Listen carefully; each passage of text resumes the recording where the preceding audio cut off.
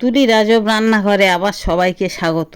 আজকে ভাবছিলাম কি বানাই, তা দেখলাম বাড়িতে অনেকগুলো পটল শুকনো হচ্ছে। তা পটলগুলো কেন নষ্ট করব, তাই দিয়ে কিছু একটা বানিয়ে ফেলি। তাই আজকে আমি বানাবো পটল বাটা। এটা আমি নিরামিষ ও আমিষ দুরকমভাবেই বানাবো, তবে দুটো আইটেম একই ভিডিওতে দেখাতে পারলাম না, কারণ ভিডিওটা অনেক লম্বা হয়ে যাচ্ছে। তো চলো ভিডিওটা শুরু করা যাক। প্রথমে আমি পটলগুলোকে একটু নুন দিয়ে সেদ্ধ করে নেব।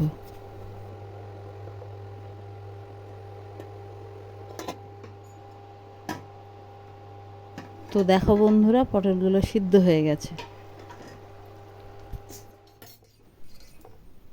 এই কাঁটা চামচ দিয়ে দেখে নিচ্ছি সিদ্ধ হয়েছে কি। হ্যাঁ, মনে হচ্ছে হয়ে গেছে।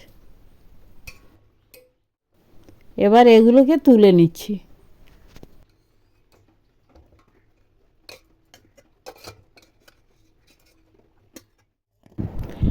এবার পটলগুলোকে মিক্সিতে পেস্ট বানাবো। দেখো বন্ধুরা, পেস্ট তৈরি। যে পেস্টটা বাটির মধ্যে ঢেলে নিচ্ছি। আসলে একা একা ফোন ধরছি তো, এই জন্য ঠিকঠাক ছবিটা আনতে পারিনি।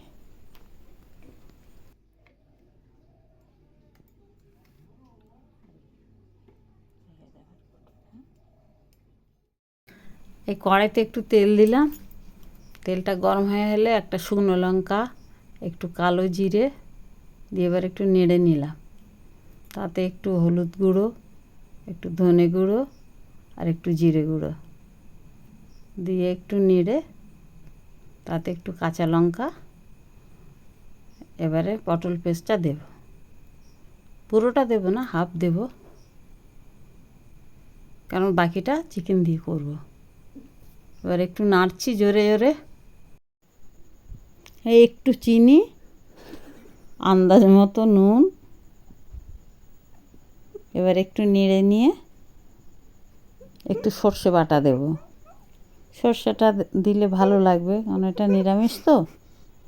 তবে তোমরা সর্ষে না দিয়ে ঘি গরম মশলা দিতেই পারো, তাহলে আরও ভালো লাগবে, অন্যরকম স্বাদ হবে। এই দেখো তেল বেরিয়ে এসছে, তার মানে জিনিসটা হয়ে গেছে। এই এবার নামিয়ে নেব।